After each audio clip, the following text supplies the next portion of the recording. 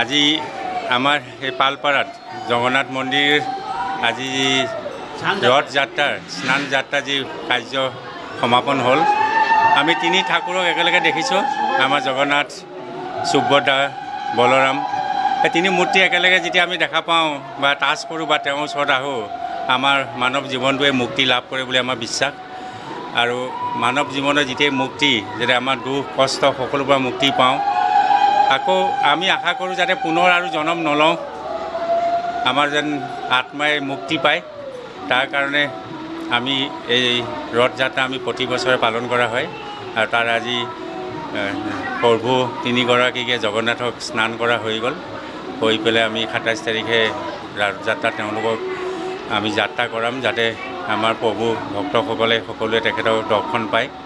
আৰু মই ইয়াৰ দ্বাৰাই আমাৰ জগন্নাথৰ ওচৰত প্ৰাৰ্থনা জনাইছোঁ, যাতে আমি সকলোৱে সমাজত শান্তি সমৃদ্ধিয়ে বাস কৰিব পাৰোঁ, সুখ শান্তিৰে বাস কৰিব পাৰোঁ, সকলোৱে যাতে শান্তিত আমি আগবঢ়াই ল'ব পাৰোঁ। তাৰ কাৰণে জগন্নাথ প্ৰভুৰ ওচৰত মই সেৱা জানাইছোঁ। ধন্যবাদ।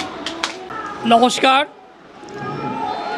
আজকের এই পবিত্র দিনে এখানকে আমাদের আমন্ত্রণ করে আনবার জন্য আমি আমার দাদার পক্ষ থেকে আমার পক্ষ থেকে এই আবর্জনা কমিটিকে, স্থায়ী কমিটিকে অনেক অনেক আন্তরিক অভিনন্দন ও ধন্যবাদ জ্ঞাপন করছি।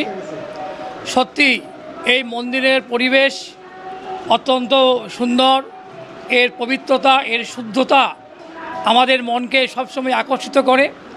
আমরা চাই যে উৎসব আজকে আয়োজিত হয়েছে তার পবিত্রতা, শুদ্ধতার মাধ্যমে সমস্ত ভক্তদের মঙ্গল কামনা করি এবং তাদের যে মনোকামনা পূর্ণ হোক এই কামনা করছি।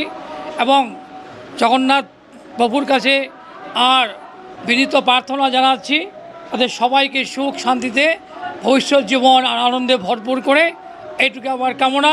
জয় জগন্নাথ।